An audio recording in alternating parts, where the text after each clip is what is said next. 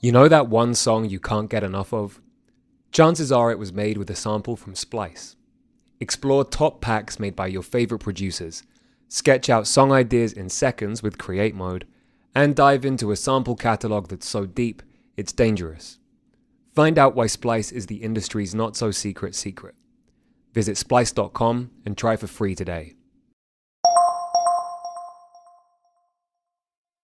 Welcome to the Fader Interview. I'm Alex Robert Ross, Editorial Director of The Fader.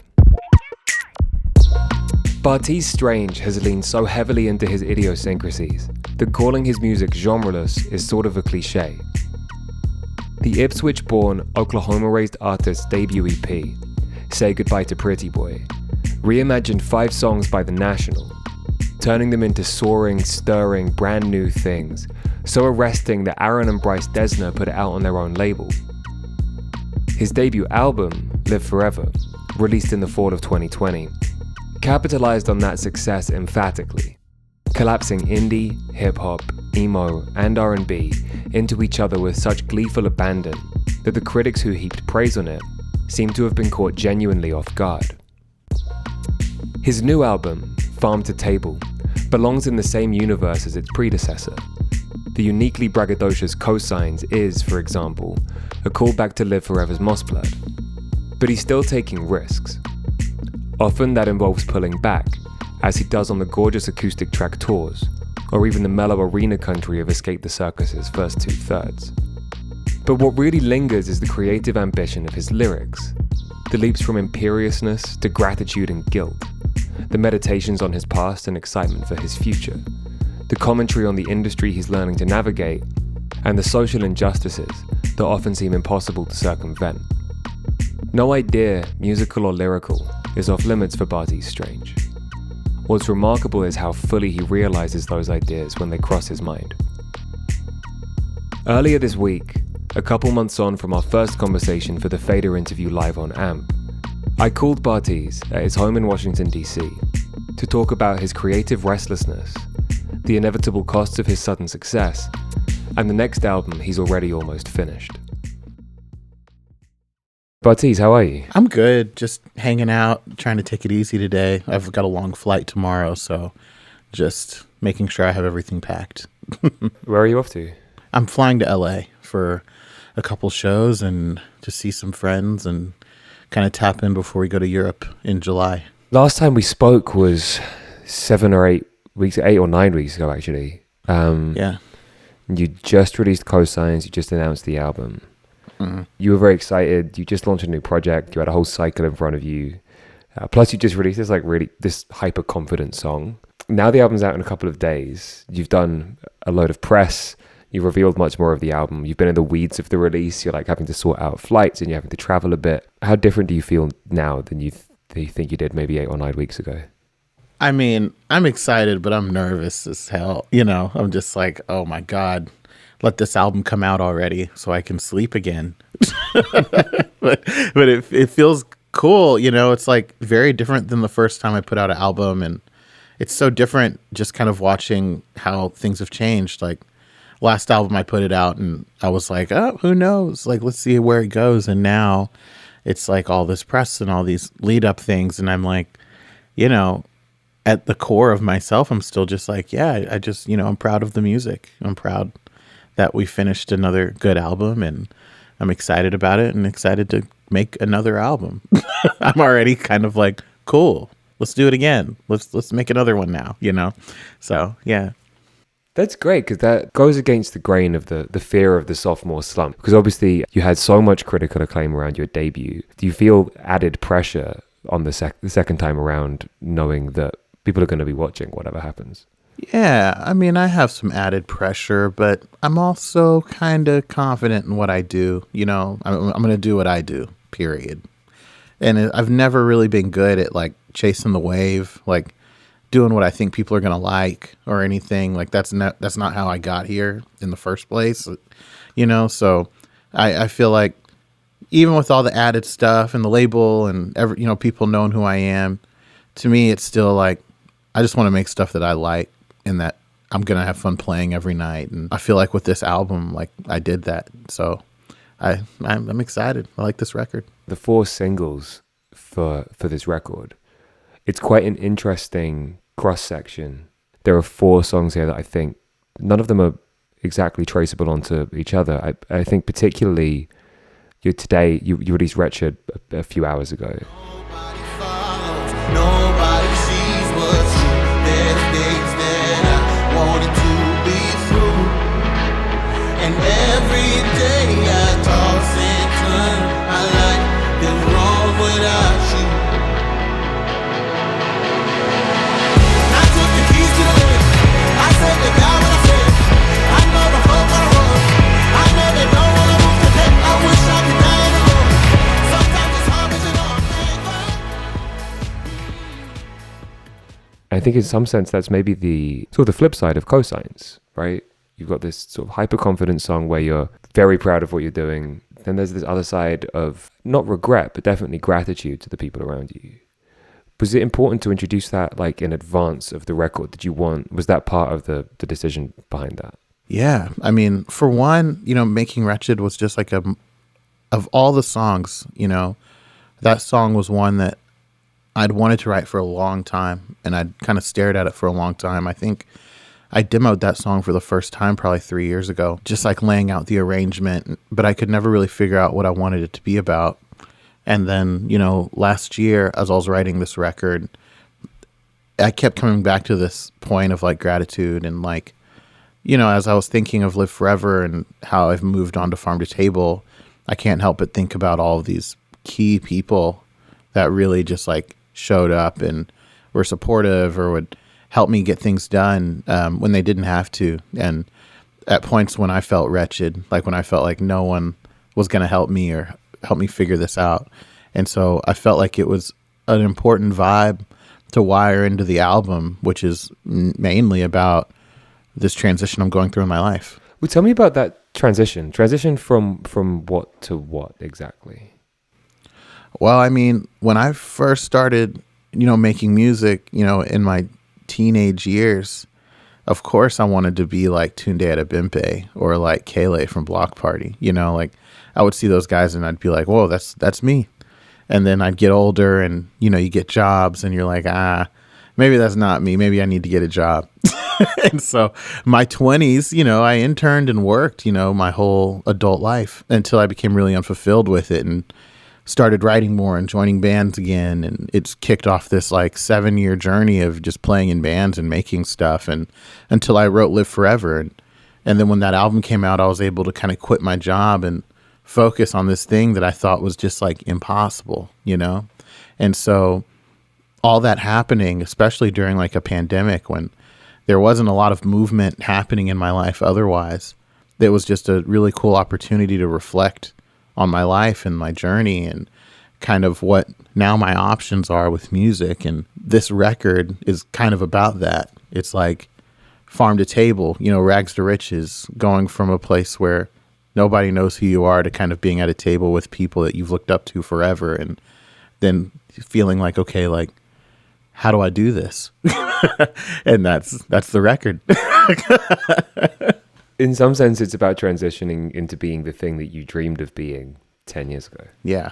And Wretched is the song kind of saying thanks to the people who kind of like reminded me like, hey, like, don't forget about your music. That's kind of for them. There's a flip side to that as well. And I think this comes up more clearly on Heavy Heart. There's a cost to all of this. You look so nice in a cherry scarf. We should go to Toronto more often. I never want to miss you this bad. I never meant to run out like that. Sometimes I feel just like my dad, rushing around. I never saw the God in that. Why work so hard if you can't fall back? Then I remember It's not so much realizing that you're living your dream. I get the sense on this record that you also realize you're doing exactly the thing that is right for you, even in spite of that, and even in spite of your sort of compulsion to keep creating and keep writing and keep performing. There's sort of a human cost to that. You keep talking about in that song about Toronto and about spending more time there because your partner's from there, and this inability to sort of be around people while they're having kids or getting married. On a bittersweet scale, how much of that is bitter and how much is sweet? Some days it's more bitter and some days it's more sweet, you know? It's something I'm working through in real life, like right now, you know? But I also know, like, that's kind of just what life is. In my quest to have everything, I often realize I can't have everything. And I feel like songs like Heavy Heart, Wretched, Cosigns, you know, Black Gold, it's all just me kind of like, you know, coming to grips with that and being like, you know, but that's okay. Because I still feel like the thing I'm doing right now makes me feel like I'm most alive, like I'm serving my purpose. And, you know, I'm going to figure out how to hold the relationships, and I'm going to figure out how to be there for the people I care about. But I have to be a little more intentional with that now. You know, like time is this thing that, you know, I look at it a different way than I used to a few years ago. I'm a lot more intentional with how I use it and how I spend it. And I feel like making this record was a testament to that, even, you know, with everything going on and just being like, I want to make this record, you know, this is important. All these other things are happening, but I got to do this. And this record is largely, it has a lot of themes that kind of touch on that too. Just like you were saying, like all the good things that happen, like, you know, nothing's free. Like everything costs something. I'm fine with paying what I'm paying right now. You know, I think it's fine. When we last spoke, you said something about that you had effectively always been a little dissatisfied, but in a good way. That sort of discomfort kept pushing you to do more things. It pushed you to quit your job as a spokesperson, like, and to make Live Forever, to keep going and to keep pushing, and that had served you well. That sort of stuck with me for the last 8 weeks. I keep thinking about that. It seems like a really good way of living. I wonder how you sort of got to the point where you had accepted that about yourself, where you had accepted that you were the kind of person who was always going to be a little bit not uncomfortable, but yeah, dissatisfied in a positive way, and how you can figure out how to embrace that and sort of channel that into something good. That's a long, arduous process, no?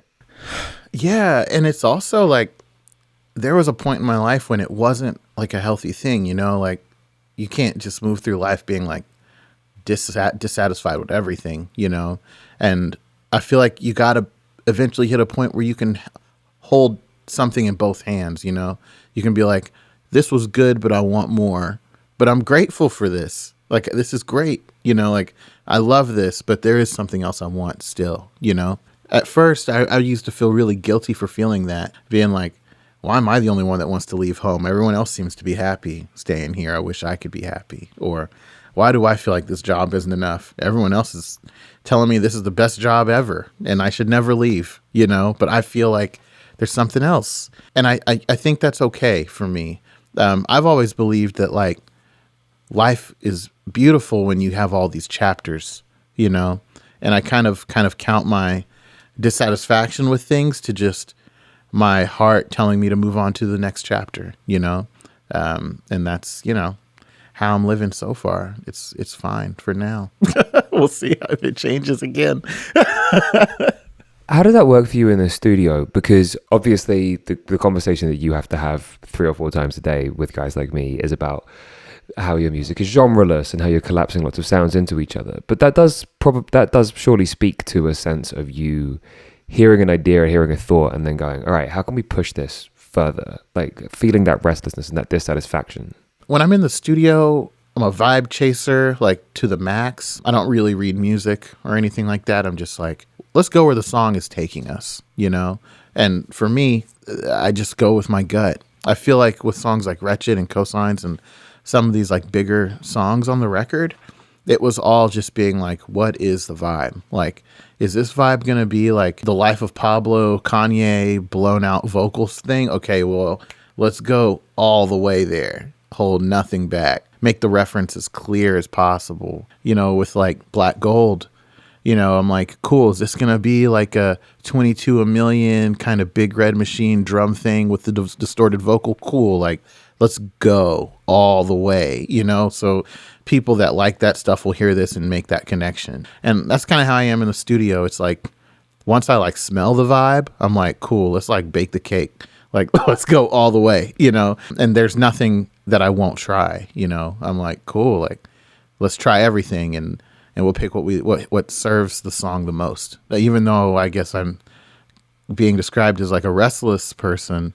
in the studio, I feel like the most clear and the most like slow and like deliberate, you know? I don't feel shaky and like, oh, how do I one up myself? How do I make this genreless? It's none of that. It's just like, what does the song want to do? Let's do that.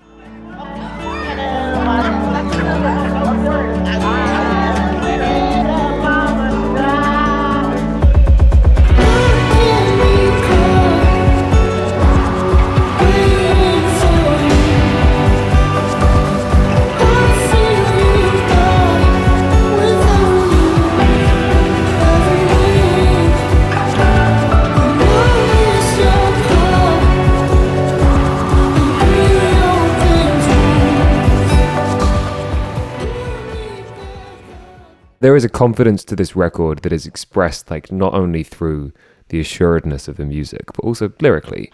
You are often straight up saying like, I'm here because I'm really fucking good at this. How does that play out in the writing process and in the studio? Like, I would wonder with a lot of artists, like if you worry that at times that might sort of trip you up into really trying to show that you can do certain things and that anybody who doubts you is wrong. I kind of just do what I feel works. I taught myself how to do all this stuff in my room, just like watching YouTube videos and learning about compression and learning about saturation and how to use all this stuff, and realizing that, oh, the people I look up to, this is how they're getting these sounds, right? I think like just along the way, all these people I emulated as a kid, I just kind of like grew into pieces of all of them, you know, like I feel all of those influences in the music I write. And so when I'm writing like a rock song, my references, they come through hella clear. You know, it's like, obviously I like The National and TV on the Radio and Block Party, and you can hear that all over Heavy Heart. It's just like, boom, like that's what it is, you know? And so when I'm in the studio and I'm like writing, and I mean, I feel like I'm confident because it's like, I've been doing this stuff for so long, dog, like forever. And I'm not just like singing in the booth, like I'm running the session and I have all the stems and I have the gear and I know how to use it. So it's like, I can sell houses real good because I know where the wood is and I know how to build the house and I know what the window shades should be and I know how long the driveway should be. I've measured it 1,000,000 times.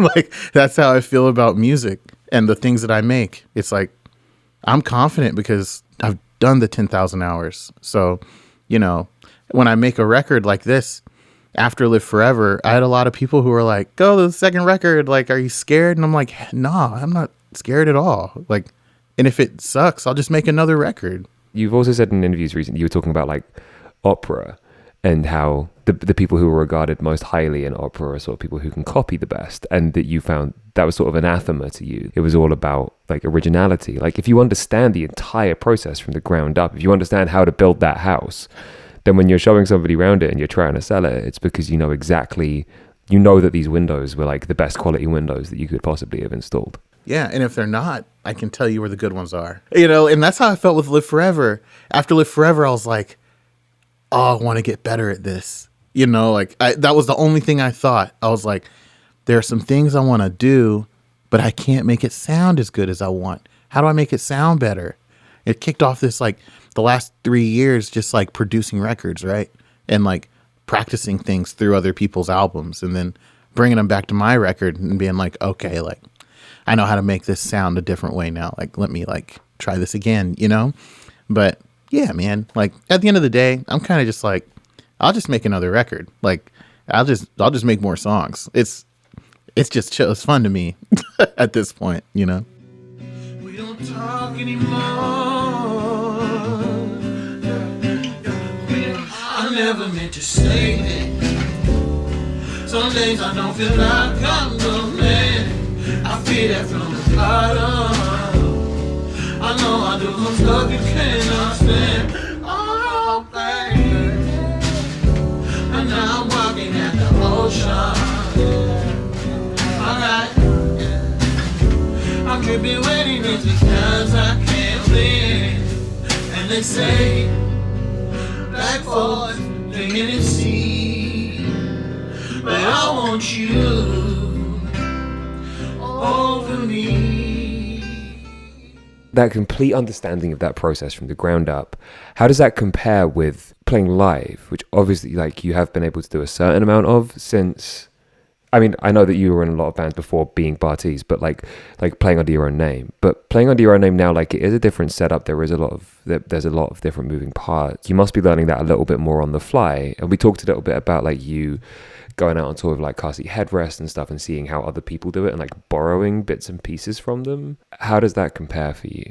Live is a new thing for me. I mean, it's kind of fun writing the record and then in the studio being like, how am I going to do this live? I didn't know how I was going to do Wretched and Cosigns live. Since they've been written, like now I figured it out and I'm like, oh shit, like I know how to do this now. Like I can like music direct this now. Like I know how the music should be. I know all the samples. I know like how everything gets triggered. I know just like how I've gotten so into recording and writing songs, I feel myself getting into the live production of the music. Because something that I think is important is like, yeah, like you hear a Bartees Strange record and it's like a lot of sound. It's a lot of sounds, right? Like hip hop stuff, house stuff, big rock songs, very chill acoustic shit, whatever. I feel like the best way to make those records land is like live, to really perform all of those things in all of their glory and transitions. So like Wretched should feel like a radio banger live with a band. Like, how do I do that and then slide into Hennessy? Like, I feel like if I can figure things like that out, then it's going to make the live thing just be crazy because people are just going to expect me to press a button and just run the song, but I'm going to show them that it's way deeper than that. And I think that's so beautiful. And that's something I've always wanted to do with music, is kind of show how it's all so connected and how at the end of it, it's like people behind all of it. Now that I've figured that out, I'm like, cool. I can't wait to play this record live and for people to see how it looks, like how it really looks, how the gear looks, what the guitar players are doing. The choreography of the album live is something that's really exciting to me, and I was excited to create it. That element of what is difficult in the studio is part of what you're bringing. The process, the thing that's actually the hardest part of working in the studio is what you're trying to bring to the live set. Yeah. You've probably gathered this, but that's my favorite part of music. It's like the process and like making the song and, you know, getting very deep. And yes, that's how the live situation comes together. It's by me and Chris and Graham and Dan and my band TK going super deep in the music and making it real. Dijon, who made that amazing record last year, this is like a big part of his process, was like bringing people into the process, as like the audience into the process, as meta commentary maybe sounds a little bit like over the top, but like the music is sort of about making the music. I can obviously see parallels there sort of with TV on the radio, but was that something that you enjoyed growing up, listening to music, whether it was like hip hop and R&B or rock, like whatever it was that sort of what dragged you in as well? TV on the radio, yes. But In Rainbows, the album by Radiohead, that was the album, honestly, that changed how I saw live performances. I remember hearing the drum loops and just being like, oh, what drum machine is that? And trying to figure it out for like a cool year, 2 years. I'm just like, how are they doing these rhythms, right? And then I remember seeing them live and realizing like Philip Selway's playing those drums on a drum pad, and it sounds like a computer, but he's playing it. And that shit messed me up. And then watching like the guitar players interact with like modular rigs and then back to the guitar, then on a piano, and then they're playing a little percussion. Philip Selway's playing a drum pad, but he's using his kick on the actual kick drum. Tom York is playing bass, but he's a guitar player, but his bass playing is like murdering. You know, it's like all these little things that on the record you're just like, oh, nice song. But when you see it happen in front of you, it's just like watching a magic show. And I was just in love with that. And it was something else I loved about The National when I first saw them live, and how they translated the music on their records to the live performance, and you see the choreography of the song. And it's just like, it brings even more depth because you see how much work these people are doing to make it sound so perfect and so thoughtful, and creates like just a crazy listening experience. They could have just pressed play on a backing track, you know, it would have been fine. They could have saved money on 3 people, you know, but they were like, no, let's like do it the right way. And I think there's something to that, you know, so that's why I do it the way that I do it. Mm-hmm. Is there also something about the chance that it might fail? Like there's more danger there. Is that exciting to you? Yes, you have to keep it fun. And oh my God, luckily we haven't had like a big live like fuck up yet, but it'll happen. You know, like there's going to come a day where I'm going to look at Graham and he's going to be like, the MIDI's not working. And I'm going to be like, hey, we're doing it live. Let's go. You know, like what can you do? But that's what live music is. That's the whole thing, you know? I mean, I don't know. Yeah. It's okay. And that kind of makes it fun for us because on stage it's like lit when we pull it off and we look at each other and we're like, nobody knows how close that was to a train wreck. It's beautiful. You said you were starting to think about new music again. Have you actually started writing? Yeah, it's almost done. Wow. When did you start? While I was working on this. Wow. How much overlap will there be when I interview you later and I'm like, when did you start writing this? What's the overlap like? They're related. Farm to Table is an excellent foundation for what happens next. I'm really excited about this whole little world of albums these 3 albums will be. So you think they're all going to, all 3 are going to be interlinked? All of it's interlinked to me. I mean, but yes, there's some very deliberate connections between the next few. The next few. Damn, you really are looking forward just a long way, huh? Dog, that's why I'm so excited about this one because I'm like, I know what happens next. Wow. I mean, are we talking like connections where, I mean, this is obviously just the simplest way of looking at it, but the relationship between like cosigns of Moss Blood from Live Forever, like are these the sort of almost literal links in the chain? I mean, those are examples, but as it goes forward, it gets tighter. Like the relationships between songs become even more tight, but I'm still finishing that. We'll talk about that soon. Everyone at the label is begging me not. They're just like, stop talking, but don't talk about the next one. Just talk about this. Part of what makes this arc so fascinating is that, I mean, Farm to Table is a product of a time when you release an album that you never suspected would be released while we were all locked indoors, and everybody falls in love with it. I mean, in many ways, The Forever is really not an album for people who are locked indoors. It seems like an album that would have made a lot of sense if it would have been shared at parties and in live venues, but instead everybody attaches themselves to it while alone. And then you write this second album while dealing with these pressures and strictures of fame and acclaim completely indoors. And then the third one sounds like it could be from a very similar place as well. We're still just sort of re-emerging from all of that. This is all going to be from that sort of petri dish. Well, I don't know, because the thing about Live Forever, it came out at a time when everyone was indoors, but it was written at a time when everything was normal. That record was written about 1.5 years before the pandemic. I could never find a label to put the record out, so I just sat on it and sat on it and sat on it. This record was made after my first time touring the entire country. You know, like I just toured with Phoebe Bridgers and Lucy Dacus. And I was just like, what the fuck? Last time I made a record, I took like 7 days off work and went to a cabin in Wassaic, New York with my friends. And we just brought our gear and tracked some music, you know?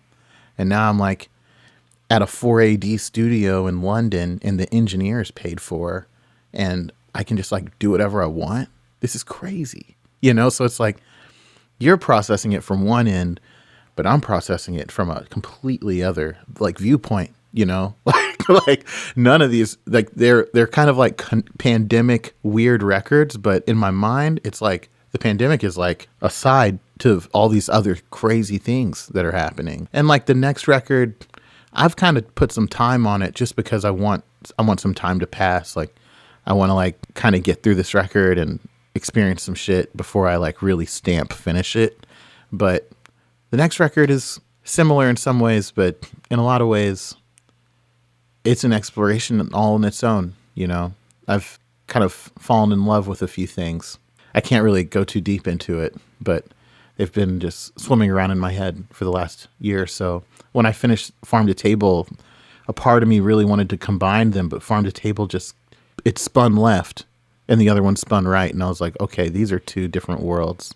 I'm going to finish this one and it'll set up this next one. I think that's what I was driving at. You saying you want to go away and experience some stuff before you go in and do the next one. Do you have to engineer that sort of type? Like, you know what the themes are you're dealing with. And this is kind of the same with Farm to Table as well.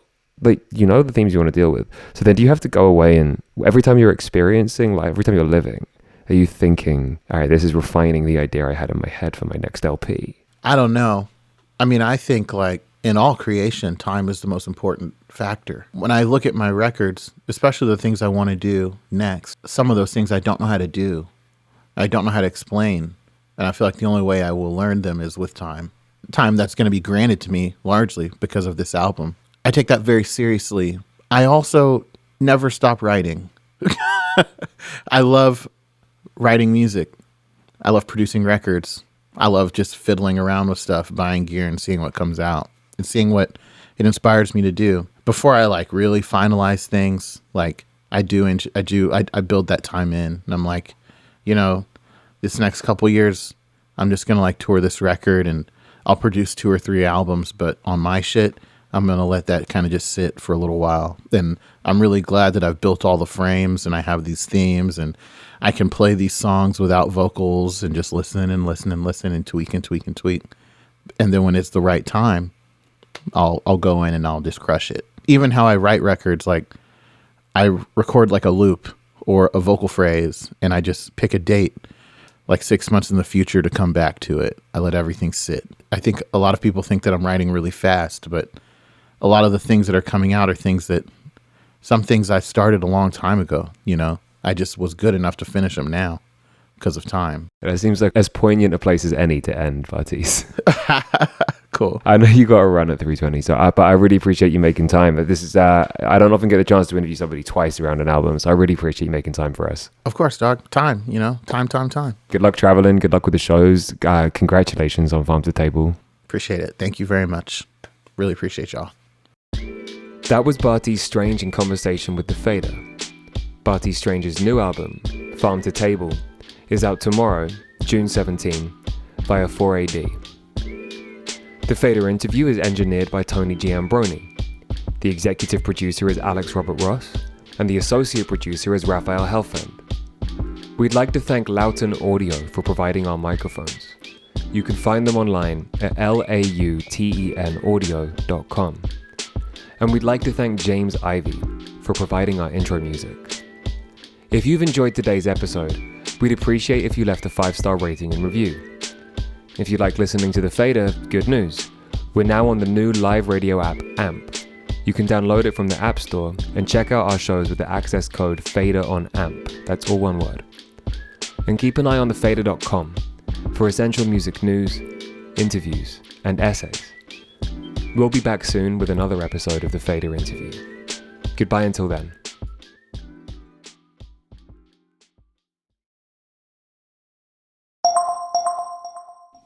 You know that one song you can't get enough of? Chances are it was made with a sample from Splice. Explore top packs made by your favorite producers, sketch out song ideas in seconds with Create Mode, and dive into a sample catalog that's so deep, it's dangerous. Find out why Splice is the industry's not-so-secret secret. Visit splice.com and try for free today.